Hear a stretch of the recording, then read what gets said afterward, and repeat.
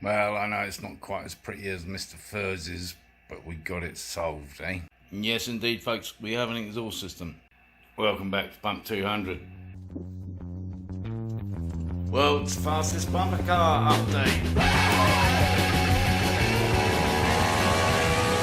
Or if you're tuning in for the first time, just welcome. And if you haven't already, subscribe down here somewhere for all kinds of craziness.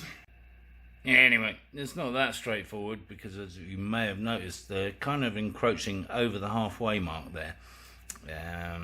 But we'll work it out, don't worry. So, before we get on to anything important, you may have heard I've been doing some SEO on YouTube. Turns out a lot of people are interested in how to tie a tie. Here you go then.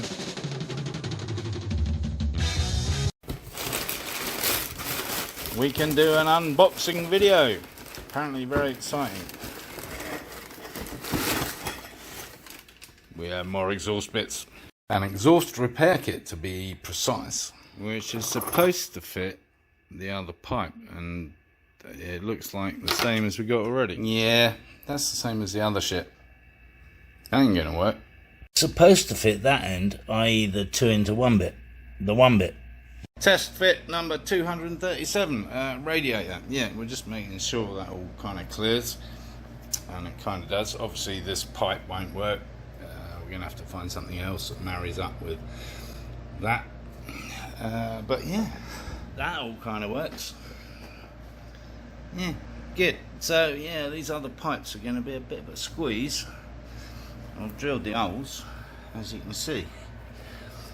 We are ready to receive. But yeah, talking of pipes, there's obviously that one. There's a couple around the front, down the bottom there, you can't see. Now there's all this stuff that comes out the top of the radiator. These boys marry up to these two, and then this goes off to the overflow tank, which we've already looked at. And then on the other side, of course, you got two there. The top one comes off and meets up here, and bottom one, I have no idea. Memory, I think it comes off and meets up with this over here. Can you see that? There, yeah. I think that's where that one goes. It's the same size. Unnecessarily complicated, I would say. Good old-fashioned, beautiful air-cooled engines. So I would say the front end is coming together quite nicely. We probably need to focus on the rear end. And, of course, our friend the sprocket. Of course, this side we've got the added problem of the fan, which I don't think we'll tie into any kind of sensor or whatever the hell. I think we'll just have it on permanently. That's what we do in the race car. It's basically just on an on-off switch, and we run it all the time. So yeah, I think we'll do the same. So I'm thinking with these two exhausts, we'll run them, if we can, down quicker. Probably with a longer pipe to reach there. We would just follow the line of those and then just bring them straight out. Whatever. This is starting to look like one of the most beautiful exhaust systems ever created, which was the Honda 404. Yeah, pretty, huh? Something like that, maybe. Thought I ought to look at the rest of the piping while I had the radiator out. We have pipage. Of course, these are too big, and these are too small. Sure, we can work it out. Anyway, luckily the bottom one fits anyway. It's okay, we have other means. While I was looking at the cooling, I thought I might as well get it all out and refresh myself. So we'll start here. That's the top hose, goes to the top hose of the radiator. This indeed, I think I used this bit. No, I didn't. Anyway, that bit, bottom left, goes to that boy there. Then it gets complicated over the other side. But I worked it all out, just with the aid of my memory. So we've already worked out those two.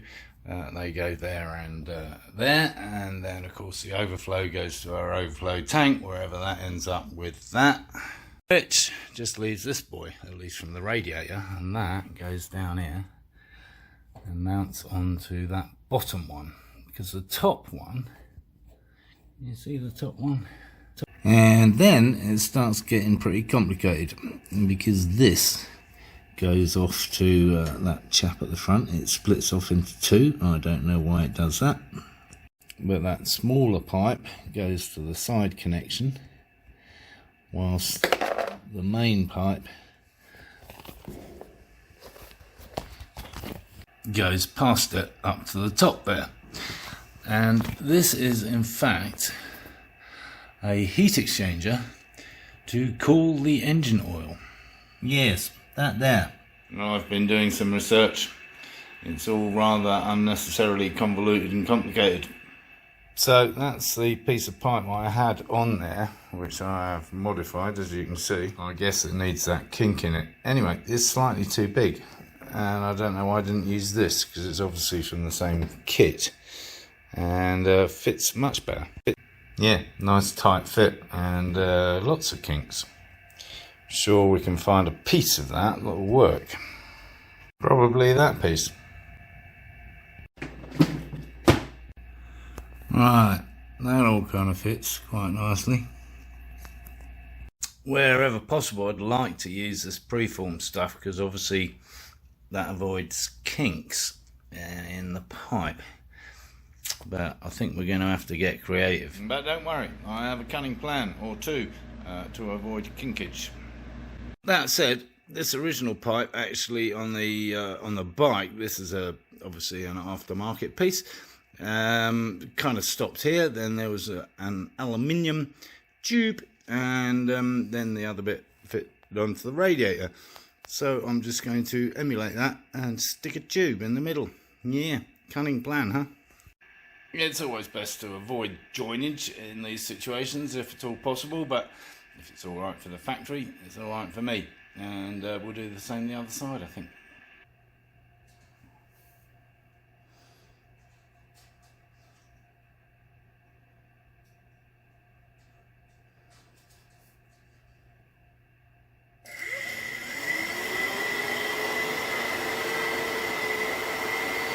That works. So I'm not going to bore you with video of me cutting pipes up and stuffing them in hoses. I shall just get that finished by next time. And we'll be doing more exciting things, like the back end. So, thanks as always for watching. If you haven't already, please subscribe down here. Give the video the thumbs up, of course. And comments, please. And, yeah, of course, encourage others to watch my lunacy.